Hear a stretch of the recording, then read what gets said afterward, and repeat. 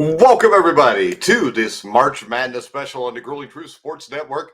Today, we're going to look at the 8-9 game between the Creighton Blue Jays of the Big East and the Louisville Cardinals. The Louisville Cardinals is an 8 seed to me. It's perplexing to say the least. I think this team should be more on the 5 or 6 line, probably the 6 line. But March Madness is here. It's time to make some tough decisions. And you've got a team in Creighton led like Kalkenbrenner, the big man, 7'1" underneath. Louisville Cardinals, you're led by Chucky Hepburn. Star guard came out of the Big Ten to Louisville this year. It has really helped Louisville turn this program around. Pat Kelsey's done an outstanding job. He faces Greg McDermott, who always does a great job. Creighton is a perennial in the March Madness tournament, and they don't just get there. They win games when they do. Now, Louisville's missed 5 straight NCAA tournaments, but they returned to March Madness thanks to Pat Kelsey. Creighton has made it to the second weekend in 3 of the last 4 tournaments and has established itself as one of the steadiest teams in the country. Now, the Blue Jays' path's going to be difficult. It starts off against Louisville. Pat Kelsey is leading an all-time rebuild at Louisville, instantly turning the Cardinals from the laughingstock of the ACC back into a brand name. Whether Kelsey can turn that success into NCAA tournament wins, that's another question. Now, they have a guard collection, heavy transfers, and the Cardinals have one of the best backcourts in the country. Former Wisconsin guard Chucky Hepburn has found a rhythm in Louisville, while Terrence Edwards Jr., who knocked off Hepburn and the Badgers in the tournament while playing for James Madison last season, has transitioned well to the ACC. 4 of the 5 Louisville starters are seniors, and they mesh well. The Cardinals rank top 60 in the nation with 79.5 points per game.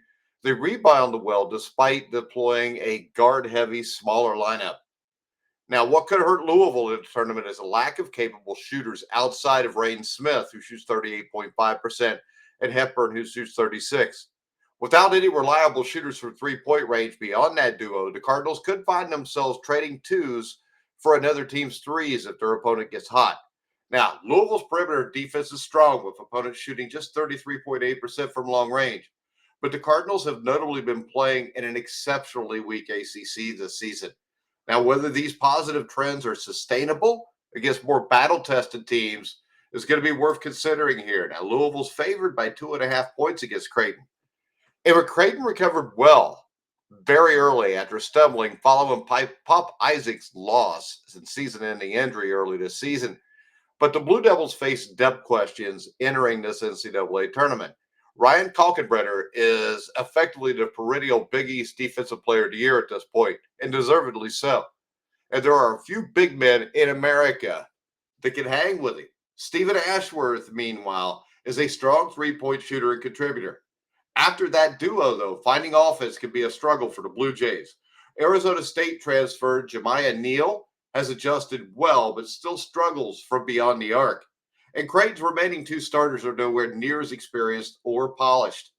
This could put a deep run out of reach for the Blue Jays, but the experience of Kalkenbrenner and Ashworth can't be ignored in the opening round against a Louisville team that hasn't been there in a while. Any big man could be in for a long day against Kalkenbrenner on both sides of the floor. Creighton can't shoot like it did when Baylor's Shireman was on the roster, but Ashworth is capable of touching teams from deep. The Blue Jays are sound defensively, allowing under 70 points per game and holding teams to just 40.5% overall shooting.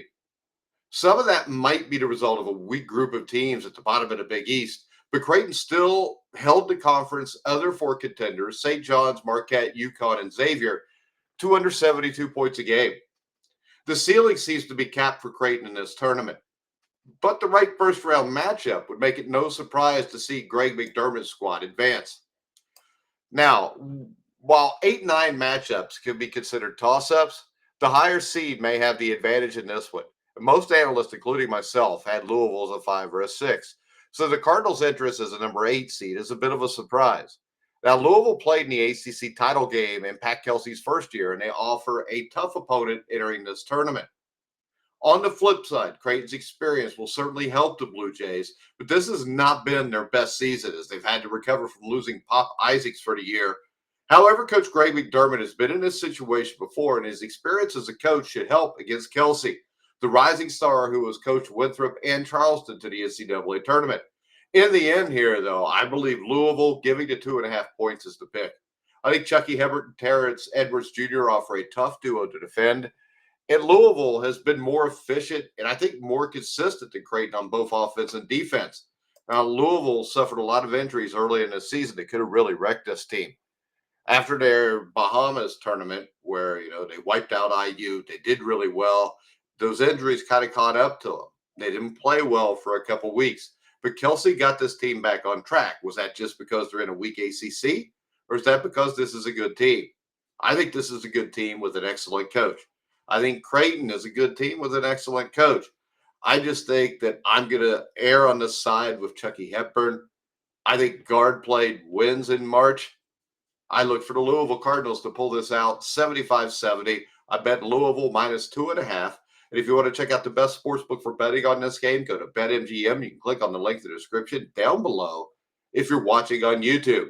Follow me on X at Grueling Truth. Like, subscribe, hit the bell notification on YouTube. But for now, guys, I'm Mike Goodpaster. You've been watching and listening to The Grueling Truth, where the legends speak.